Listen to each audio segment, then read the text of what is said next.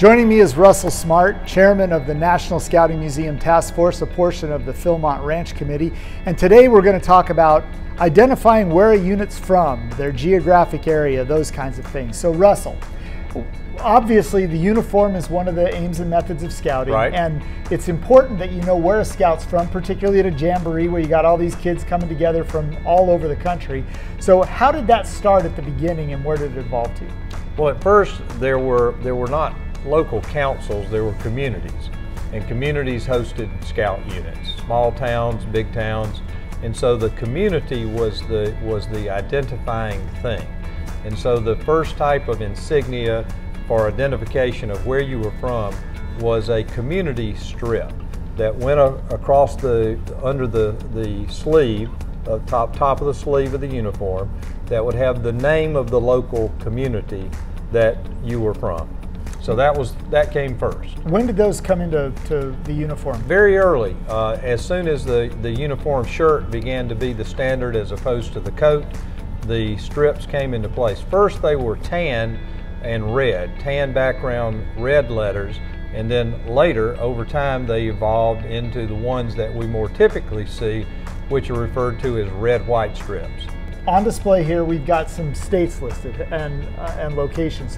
What are these and how did they fit into that program? Well, after the community part came into being, then quickly behind that came, well, what state are you in?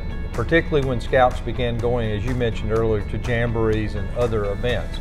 And so strips were created with the abbreviation of the state that they were from. Now, this doesn't follow the abbreviations that we're all familiar with and that we use with the standard U.S. Postal Code, because these much predated the standardization of the United States Postal Code abbreviations for states.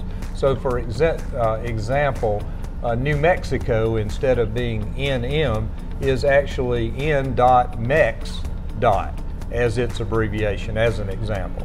So these are strips for all of the states of the United States, as well as the territories of the United States, which included CZ, Canal Zone, Guam, PR, Puerto Rico, and VI for Virgin Islands. So you'd have a community strip and then one of these underneath it. Correct. And that would identify your geographic That's where location. you're from. So where did it go from there? What was the next evolution? Well, the next step were the council shoulder patches, or CSPs.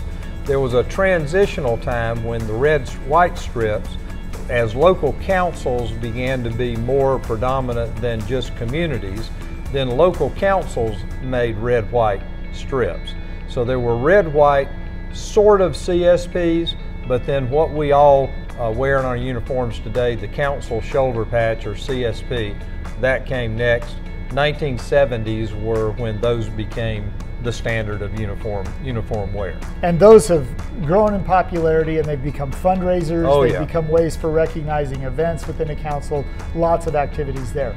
But on display here we also have some city strips that are kind of unique. And how did this come about? Right, so there are a fair number in the collecting community. There are a lot of people that collect red-white strips, community strips, CSPs, JSPs, jamboree shoulder patches, and those sort of stuff. I'm a collector as well, and one of the things I thought would be kind of cool would be to collect community strips from the red-white era, but only community strips for communities that had quirky and unusual or funny names. And so in this display here at the Summit exhibit, I've got an alphabet of quirky community names. And I think they're pretty cool. Look at what some of them are. I like particularly the idea that there is a town that's named Friendly. I'd like to live in Friendly. Friendly would be a good town. That'd be a great place to live. Yeah. But would you like to live in Grimmville? I'm hoping it's named after somebody and not Well, let's hope so. the mood. But on one side, F, G, and H, we've got Friendly, and then we got Grimmville, but then we got Happy. So that's a So good that place brings to us live, back. Good potentially, place as to well. go. And what about Money? Would you like to live in a community named Money? I wouldn't mind just living in a normal community. Well, normal, right, sure. You don't want to be in Loco. No. No, let's be Not in at normal, all. not Loco. But Opportunity. I'd love to live in a town called Opportunity. Or Utopia. Utopia, of course. So There you go. you pointed out there are 3 up here, and I really want to figure out where they're at. Maybe I'll put them in the comments at the end of this. But Why, Xena, Yo, and Zap. Yeah, I'd like to know that too. So I'll do the little bit of research necessary and make sure it's a part of this video before we get out of here. And if you get that done, Harold, then we'll let you live in cool. How about that? Because you'll be cool. But I can go to disco for a little dancing. That's true.